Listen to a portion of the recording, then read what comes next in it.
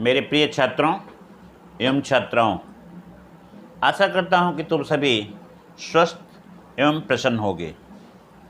आज के इस वीडियो में मैं तुम्हें जैनेंद्र कुमार द्वारा लिखित कहानी अपना अपना भाग्य कहानी का एक्सरसाइज डिस्कशन करने जा रहा हूं। जैसा कि तुम जानते हो, बोर्ड की परीक्षा में अवतरणों पर आधारित प्रश्न होते हैं। प्रश्न अवतरणों पर आधारित क्या होता है तुम्हें मैं बता भी चुका हूँ, एक बार फिर से बता दे रहा हूँ। एक दो पंक्ति, चाहे वह कविता का हो चाहे कहानी का हो, कवि या लेखक के रूप में लिखा होता है और हम उन पंक्तियों को पढ़ करके उससे संबंधित कुछ प्रश्न बनाते हैं और उन प्रश्नों का उत्तर देते हैं। यथासंभव उत्तर हमारा उन पंक्तियों से संबंधित ही होता है। थोड़ा सा इतर होता है, इतर कहने का मतलब आगे पीछे हो सकता है, लेकिन सब मिला जुला करके उसी के साथ में होता है।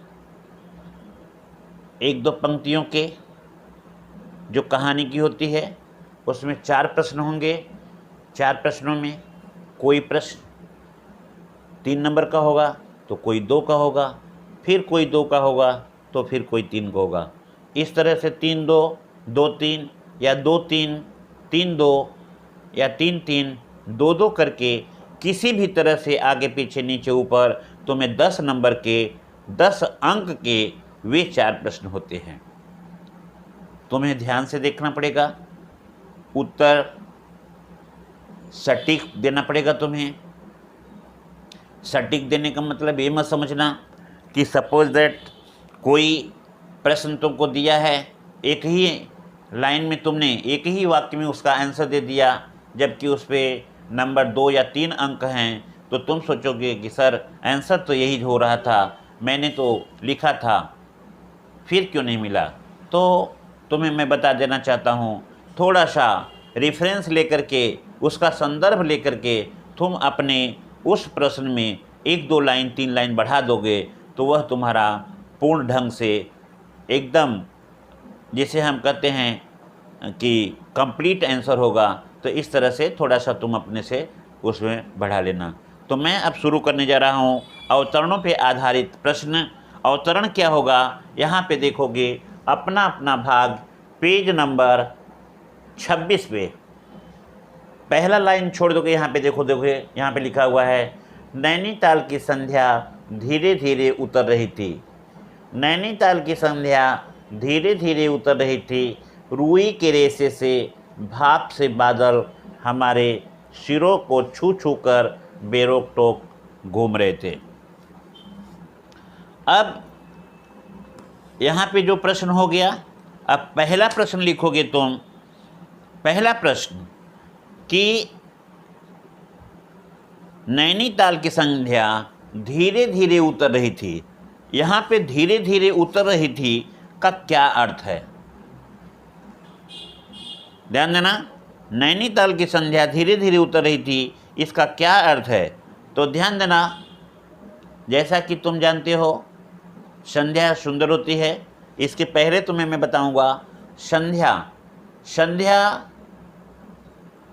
प्रतीक है सुंदरी का, एक नायिका का। जिस प्रकार से नायिका के चलने फिरने से, आने जाने से मन मुग्ध हो जाता है, मन में एक प्रकार की भाव या कल्पना उठती है, ठीक उसी प्रकार से यदि तुम कभी नैनीताल जो पर्वतीय क्षेत्र है, यदि वहाँ तुम जाओगे तो नैनीताल की संध्या तुम्हें बहुत ही सुंदर लगेगी, खूबसूरत लगेगी, आने का मन नहीं कहेगा।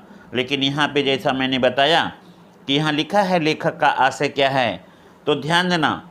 लेखक का आशय यह है, संध्या जब अपने पूर्ण रूप में होती है तब वह रात्रि का रूप धारण करती है, लेकिन रात्रि से पहले जब संध्या होती है, सूरज की लालिमा जब पर्वतीय क्षेत्रों पे पड़ती है, जब पर्वत के पत्थरों पे पड़ती है, तो वह अत्यंत सुंदर लगती है, मन को भा जाती है और मन को वह लुभाने वाला दृश्य ऐसा लगता है जैसे मानो हम उस दृश्य को देखने के लिए अपनी आंखें बैठा देते हैं। कवि के रूप में बहुत सारे जगहों पे संध्या सुंदरी का वर्णन कविता में किया गया है। यहाँ पे लेखक ने संध्या का एक सुंदरी या नायिका के रूप में प्रस्तुतिकरण किया है, जो मानवीकरण का भाव है। मानवीकरण यही है कि मानव के रूप में, मानव के रूप मैंने तुमको बता दिया कि संध्या एक सुंदरी के रूप में, एक नायिका के रूप में, जैसे धीरे धीरे नायिका चलती है, उसके पैरों को पैजनी बजती है, हमारे मन को मुग्ध कर लेती है, ठीक उसी प्रकार से यहाँ पे नैनीताल की जो संध्या है धीरे धीरे पर्वतीय क्षेत्र से धीरे धीरे नीचे उतरती हुई दिखाई देती है, जो मन को भा लेती है। तो यहाँ पे तुमको ज़्यादा बहुत कुछ नहीं है, तुम बोलोगे प्रस्तुत पंक्तियों में लेखक ने संध्या को मानवीकरण का रूप दिया है, एक सुंदरी का रूप दिया है। जिस प्रकार से नायिका अपने चलने फिरने से लोगों के मन को मोह लेती है, ठीक उसी प्रकार से नैनीताल की संध्या धीरे धीरे उतर रही है, जो हमारे मन को मोह लेती है। तो पहला प्रश्न हुआ। अब ध्यान देना, प्रश्न नंबर 2, संध्या के समय बादल कैसे लगते हैं? संध्या के समय बादल कैसे लगते हैं? यहाँ पे देखोगे संध्या के समय बादल रुई के भाप के समान लगते हैं। चूँकि मैंने पहले ही बता दिया, यह प्राकृतिक वर्णन है, प्रकृति चित्रण है, नैनीताल की संध्या का वर्णन है। और नैनीताल एक पहाड़ी क्षेत्र है जो मन को मोह लेती है। वहाँ पे जो बादल होते हैं वह रुई के फाहे के समान उड़ते फिरते रहते हैं। बादल लेखक के सिर को छू छू करके बिना किसी रोक टोक के इधर से उधर, उधर से इधर घूमते रह रहे हैं। बादल रात्रि के हल्के प्रकाश में, बादल रात्रि के हल्के प्रकाश में रंग बिरंगे दिखाई देते हैं। जैसा कि तुम जानते हो, बादल भिन्न भिन्न रंगों के होते हैं। काले बादल, भूरे बादल, लाल बादल, नीले बादल, पीले बादल। ये सभी बादल जब रात्रि के प्रकाश में दिखाई देते हैं तो रुई के भाप के समान वह हमारे सिर को छू करके आगे पीछे बढ़ते रहते हैं। तो बादल कई रंगों के दिखाई देते हैं। बादलों का प्रतिपल परिवर्तित रंग, मतलब जो रंग बदल रहे हैं, अभी मैंने बताया काले बादल, नीले बादल, पीले बादल, लाल बादल, ये जो संध्या के समय अपने रंग रूप परिवर्तन को करते हैं वह मन को मोह लेते हैं। और इस तरह से ऐसा लगता है कि जैसे वे लेखक के सिर के साथ, सिर के ऊपर से या लेखक के साथ खेलने का व्यवहार कर रहे हैं। प्रश्न नंबर 3 लिखोगे, बादलों को देख करके लेखक को कैसा लगा? बादलों को देख करके लेखक को ऐसा लगा जैसे वे बादल उसके साथ में रहकर खेलना चाहते हैं, क्योंकि बादल रुई के समान, भाप के समान लेखक के सिर को छूते हुए, अर्थात लेखक के सिर के ऊपर से उड़ते हुए दिखाई दे रहे हैं। लेखक को यह आभास हो रहा है लेखक को लग रहा है कि जैसे वे बादल चाह रहे हैं कि लेखक उसके साथ में खेले। तो इस तरह से लेखक बादलों के साथ खेलने का, अभिनय का परिचय अपने साथ में देता है। इसके बाद लास्ट क्वेश्चन है, इसका ध्यान देना। लेखक ने अपने मित्र के साथ कहाँ बैठा था? लेखक अपने मित्र के साथ कहाँ बैठा था? तो ध्यान देना, लेखक अपने मित्र के साथ नैनीताल गया था। नैनीताल दिन में तो बहुत कुछ देख लेने के बाद वह नैनीताल की पहाड़ी के नीचे सड़क के किनारे एक बेंच रखा हुआ था। उसी बेंच पे वे दोनों बैठ जाते हैं और नैनीताल की रमणीयता की, नैनीताल की सुंदरता को वह देख रहे हैं, जिसमें नैनीताल की रमणीयता, जो कि संध्या समय का वर्णन यहाँ पे किया गया है, विशेष रूप से संध्या समय का वर्णन, जो कि संध्या धीरे धीरे एक नायिका के रूप में उतर रही है, उसी का अवलोकन वे दोनों, लेखक और लेखक का मित्र, दोनों ही करते हैं। और प्रकृति के इस सुंदर छटा को देख करके अपने मन में एक प्रकार का भाव पाते हैं, अर्थात उनके मन को वह नैनीताल की संध्या भा जाती है और उससे वह मुग्ध हो जाते हैं। अब ध्यान देना, अवतरणों पे आधारित, मैंने अभी अवतरणों पे आधारित एक प्रश्न तुमको बताया। नैनीताल की संध्या धीरे धीरे उतर रही थी, वह लाइन दिखाया तुमको। अब हम इस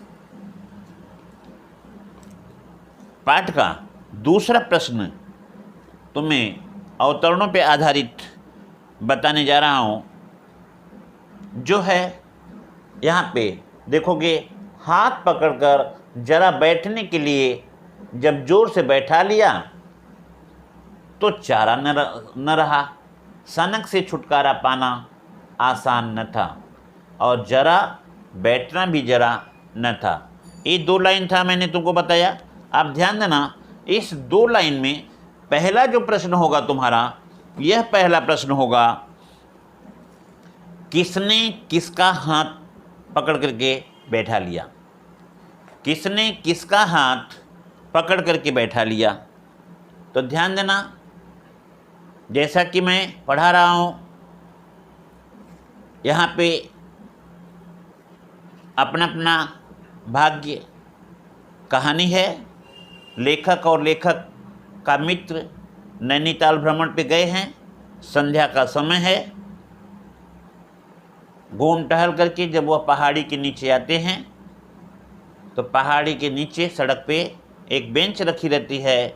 बेंच को देख करके लेखक का मित्र लेखक का हाथ पकड़ करके बैठा लेता है। लेखक के पास उसके साथ बैठने के सिवाय और कोई चारा न था। जैसा कि तुम जानते हो, यदि तुम्हारा भी कोई मित्र है और तुम भी किसी साथी या सहपाठी के साथ में हो, यदि वह तुम्हारा हाथ पकड़ करके तुम्हें बैठा लेता है या अपने पास में ले लेता है, तो तुम उसके साथ में बैठ जाओगे, क्योंकि तुम्हारे पास और कोई दूसरा चारा नहीं है। यदि तुम ऐसा दूसरा कोई चारा निकालते हो, अर्थात भागने का प्रयास करते हो या छुटकारा लेकर के जाना चाहते हो, तो उसे बुरा लगेगा। तुम भी अपने मन में बुरा सोचोगे कि शायद मेरा मित्र मुझसे नाराज़ हो गया, इसलिए तुम भी वही करोगे जो यहाँ पे लेखक ने अपने मित्र के साथ किया। उसके आग्रह को बिना ठुकराए हुए वह भी बेंच पे बैठ गया। प्रश्न नंबर 2 है, वक्ता ने यह वाक्य किस संदर्भ में कहा? नोट करो कॉपी में अपने, वक्ता ने यह वाक्य किस संदर्भ में कहा? तो वक्ता यहाँ ध्यान देना, हाथ पकड़ कर जरा बैठने के लिए वक्ता कौन है? लेखक है। तो यहाँ वक्ता माने लेखक द्वारा यह बात अपने साथी के लिए कहा गया है, जो लेखक का मित्र है। और लेखक का मित्र संध्या के समय उतरती हुई संध्या को देखता है, पहाड़ियों के नीचे बैठा हुआ है बेंच पर, उसे संध्या सुंदरी के रूप में रमणी दिखाई देती है और इस तरह से वह उसके साथ में कहने पर वहीं पे बैठ जाता है। तो इस तरह से यहाँ पे लेखक के मित्र के आग्रह की बात कही गई है, जो वहाँ पे बैठ करके लेखक के साथ में संध्या को देख रहा है। तीसरा प्रश्न होगा, सनक शब्द से वक्ता का क्या आशय है, अर्थात सनक शब्द का क्या तात्पर्य है। ध्यान देना, सनक शब्द जानते ही हो। अब यहाँ पे मैंने जैसा पहले बताया, सनक शब्द का एक शब्द है कि अर्थ के रूप में यदि बता देंगे तो इसका प्रश्न जो है तुमको 2 या 3 नंबर नहीं मिल पाएंगे। तो इसलिए तुम्हें थोड़ा सा बड़ा करना पड़ेगा। बोलोगे सनक, सनक शब्द का मतलब होता है किसी चीज़ को ठान लेना। सनक शब्द का मतलब होता है किसी चीज़ को ठान लेना। और जब व्यक्ति किसी चीज़ को ठान लेता है तो वह उसी पे अड़ा रहता है, चाहे वह कार्य हो चाहे वह बात हो, वह बात को मनवाता है, वह कार्य करवाता है। यह उसकी एक सनक है, यह उसकी प्रतिज्ञा है, वह जो ठान लेता है। जब तक वह कार्य को संपन्न नहीं कर लेता है तब तक वह व्यक्ति वहाँ से नहीं उठता है। यहाँ भी वही बात है जो है, लेखक का मित्र लेखक को वहाँ बैठने के लिए कहता है और लेखक जानता है कि यह उसकी सनक है, यदि वह वहाँ नहीं बैठेगा तो बुरा मान जाएगा। और लेखक का मित्र सनकी है, जिस बात को वह कहता है उस पर वह अमल रहता है, करवाता भी है। इसलिए वह यही समझ करके कि हमें रुकना ही पड़ेगा, इसलिए वह वहाँ पे बेंच पे बैठ जाता है।